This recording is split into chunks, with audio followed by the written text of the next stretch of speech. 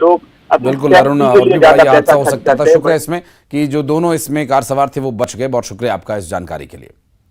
और यौन उत्पीड़न के आरोपों को लेकर बीजेपी सांसद ब्रजभूषण शरण सिंह के खिलाफ आंदोलन कर रहे पहलवान आज शाम उत्तराखंड के हरिद्वार जाएंगे। यहां पहलवान गंगा में प्रवाहित करेंगे और पहलवान बजरंग पुनिया ने ट्वीट कर इसकी जानकारी दी। इसमें पहलवानों ने सोशल मीडिया पर एक पत्र में कहा कि जो मेडल हमारी जान है, आत्मा है, इनके गंगा में बह जाने के बाद हमारे जीने का कोई मतलब नहीं रह जाएगा, इसलिए हम इंडिया गेट पर आमरण अनशन पर बैठ जाएंगे। जारी पत्र में कहा गया कि इन मेडल्स को हम गंगा में बहाने जा रहे हैं क्योंकि वह गंगा मां ही है। जितना पवित्र हम गंगा मां को मानते हैं, उतनी ही पवित्रता से हम मेहनत कर इन मेडल्स को हासिल करते हैं और ये मेडल सारे देश के लिए ही पवित्र है। शिवम हमारे सहयोगी दिल्ली से इस वक्त हमारे साथ जुड़ रहे हैं। शिवम, जब संसद भवन उद्घाटन था उस वक्त तो रोक दिया गया प्रदर्शन करने से, वहां पर सिक्योरिटी था, सिक्योरिटी रीजन से उन्हें रोक दिया गया।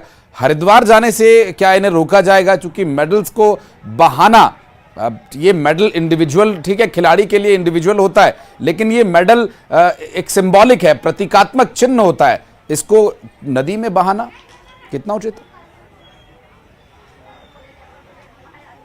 देखिए, बिल्कुल इससे पहले भी हमने कई स्पोर्ट्स प्लेयर को, कई जो लोगों को मानद पुरस्कार मिले थे, उन्होंने भी अपने पुरस्कार वापस कर दिए थे। लेकिन इस पूरे घटनाक्रम के पीछे हमें ये समझना पड़ेगा कि आखिर क्या वजह है कि ये प्लेयर्स अब इस नौबत तक आ गए हैं कि वो गंगा में अपने मेडल्स बहा रहे हैं। दरअसल 36 दिन से ज्यादा का समय हो गया था जंतर मंतर पर अपनी मांगों को लेकर, लेकिन इन खिलाड़ियों का आरोप है कि जैसी इनकी मांगे थी उस मुताबिक उनकी मांगों को नहीं माना गया। दूसरी बड़ी बात यह थी कि पुलिस ने जब हाईकोर्ट में स्टेटस रिपोर्ट दाखिल की तो पुलिस ने बताया कि बाकायदा सभी के बयान दर्ज कर लिए गए, ब्रजभूषण शरण सिंह का भी बयान दर्ज कर लिया गया है और चूंकि मामला बेहद पुराना है, ऐसे में बिना कोई ठोस सबूत के ब्रजभूषण शरण सिंह की गिरफ्तारी नहीं हो सकती है। इस मामले में हमें ठोस सबूतों की जरूरत है और जब पुलिस की जांच पूरी हो जाएगी तो गिरफ्तारी की कार्रवाई भी की जाएगी। इस बाबत खिलाड़ी लगातार इस मांग को उठाते रहे हैं, बार बार इस मांग को दोहराते रहे हैं कि वो ब्रजभूषण शरण सिंह की गिरफ्तारी के बाद ही अपना धरना खत्म करेंगे। लेकिन 28 मई, जैसा कि सब जानते हैं, बड़ा दिन था, सिर्फ और सिर्फ जंतर मंतर पर प्रदर्शन की इजाजत थी, लेकिन उसके बावजूद सभी प्लेयर्स बैरिकेडिंग को तोड़ते हैं, पुलिस से धक्का मुक्की करते हैं और बेहद संवेदनशील दिन संसद की तरफ जाने का प्रयास करते हैं और उसी मामले में कई मामलों में इन पर कई धाराओं के तहत मुकदमा दर्ज होता है, जिसको लेकर अब ये खिलाड़ी बेहद रोष में हैं। ये पूरा मामला यौन उत्पीड़न को लेकर सामने आया था, खिलाड़ियों का आरोप था, लेकिन अब उल्टा खिलाड़ियों पर भी एफआईआर दर्ज कर दी गई है और वो इससे बेहद व्यथित और नजर आ रहे हैं। हालांकि खिलाड़ियों ने यह दावा किया है कि वो आज शाम 6 बजे हरिद्वार जाकर अपने मेडल्स प्रोवाइड कर देंगे, लेकिन हमारे सोर्सेज के मुताबिक स्पोर्ट्स मिनिस्ट्री के तमाम अधिकारी लगातार खिलाड़ियों से वार्ता कर रहे हैं। 27 मई की रात में भी खिलाड़ियों के साथ एक लंबी बैठक हुई थी, लेकिन उस दिन कोई नतीजा नहीं निकला था। बहरहाल अब इस पूरे मामले में यह देखना होगा कि केंद्र सरकार, स्पोर्ट्स मिनिस्ट्री और तमाम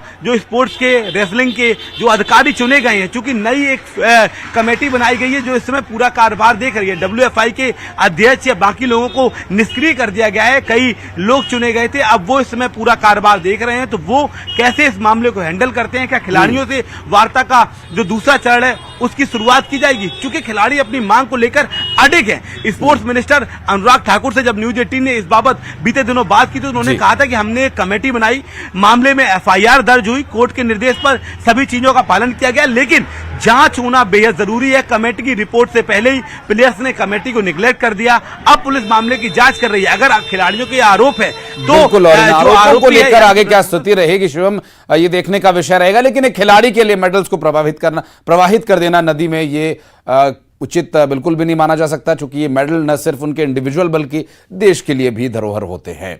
बहरहाल बहुत बहुत शुक्रिया आपका इस पूरे मामले पर जानकारी देने के लिए। और बढ़ते हैं आगे, रुक करेंगे अगली खबर का। धमतरी से एक बड़ी खबर, जहां कलेक्ट्रेट पर भारतीय जनता युवा मोर्चा का हंगामा, बैरिकेड तोड़कर, घेरा तोड़कर ये घुसे। कलेक्ट्रेट परिसर के मेन गेट को तोड़ने की भी कोशिश की गई। पीएससी भर्ती में घोटाले का आरोप है। पुलिस और प्रदर्शनकारियों के बीच ये झड़प हुई है।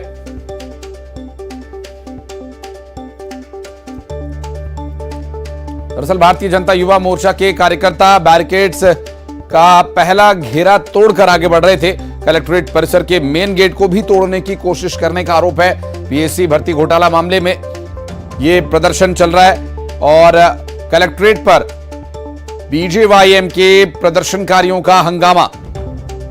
दो तस्वीरें इससे जुड़ी हुई हम आपको दिखा रहे हैं, जहां प्रदर्शन कर रहे इन प्रदर्शनकारियों की मांगों को लेकर और वर्तमान स्थिति क्या है बात करेंगे। अभिषेक पांडे हमारे सहयोगी इस वक्त हमारे साथ जुड़ गए। अभिषेक, क्या डिटेल्स मिल पा रही हैं? रोक लिया गया प्रदर्शनकारियों को? काम रही है। पहला घेरा जो था वो पहले बैरिकेड्स पूरे तोड़ दिए भाजयुमों में प्रदर्शनकारियों ने। उसके बाद मेन गेट पर भी सुरक्षा घेरा था, पुलिस का बल तैनात था, लेकिन वो भी आप विजुअल्स में देख सकते हैं कि गेट को भी तोड़ दिया भाजयुमों के कार्यकर्ताओं ने और तोड़कर कलेक्टर परिसर के अंदर घुस चुके हैं।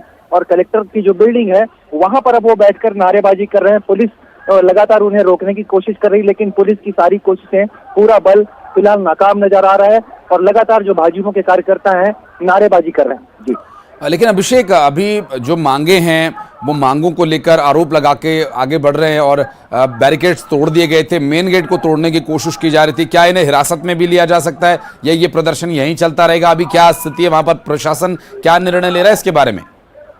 नहीं, नियम तो यह है कि कलेक्टर जो परिसर होता है न्यायालय भी होता है, डिस्ट्रिक्ट मजिस्ट्रेट का ये ऑफिस होता है, तो यहाँ पर हमेशा धारा 144 हर वक्त लागू रहती है। हाँ। यहाँ पर भीड़ इकट्ठी करके प्रदर्शन करना बिल्कुल कानून को तोड़ना है। अब ये पुलिस के ऊपर निर्भर करता है और डीएम के ऊपर निर्भर करता है कि वो इनके ऊपर क्या कार्रवाई करते हैं। फिलहाल पुलिस सिर्फ इन्हें रोकने की कोशिश कर रही है, किसी तरह की और कार्रवाई दिखाई नहीं दे रही है। जी, लेकिन अभी क्या स्थिति है वहां पर अभिषेक? ताजा स्थिति क्या है? क्या संघर्ष अभी जारी है? जी, संघर्ष खत्म हो गया है। वो बैठ गए हैं कलेक्ट्रेट के चैनल गेट के सामने। हाँ। और वहां पर बैठकर नारेबाजी कर रहे हैं। पुलिस वहां पर लगी हुई है, पुलिस के बड़े अफसर भी अब यहाँ पर पहुंच गए हैं। कुछ कार्यकर्ता बाहर गेट पर खड़े हुए हैं और ये पहले ये था कि ये सिर्फ सांकेतिक प्रदर्शन किया जाएगा वो, लेकिन ये उग्र हो गया और ये तोड़कर सारा गेट अंदर घुस गए। हाँ। और अभी तक आप ये बाजू में मेरे शोर आ रही होगी, लगातार नारेबाजी की जा रही है और वो अपनी मांगों को बार बार दोहरा रहे हैं। बिल्कुल अभिषेक, आप भी अपना ध्यान रखिएगा। इस तरह के प्रदर्शनों में कई बार भीड़ हिंसक भी हो जाती है, हालांकि प्रशासन वहां मौके पर मौजूद है। उम्मीद करते हैं ऐसी कोई अव्यवस्था में परिवर्तित ना हो, लेकिन आप भी कुछ दूरी बनाकर रखिएगा। बहुत शुक्रिया फिलहाल आपका इस जानकारी के लिए और इस पूरे विषय पर जानकारी देने के लिए। बढ़ते आगे और दुर्ग से एक बड़ी खबर आपको बता दें। डबरापारा में निर्माणाधीन फ्लाईओवर का मामला। दरअसल निर्धारित समय में पाइपलाइन काम पूरा होने के आसार कम। दरअसल ये डाइवर्ट रूट प्रभावित होगा, इससे डाइवर्ट रूट से भेजे जा रहे रायपुर की तरफ वाहन और लोगों की परेशानी यहां बढ़ सकती है। 3 बजे तक का समय तय था, लेकिन ये समय और बढ़ सकता है क्योंकि 3 बजने में बहुत ज्यादा वक्त नहीं रह गया है। ऐसे में ये रूट डाइवर्जन जो है ये आगे और बढ़ाया जा सकता है इसका समय।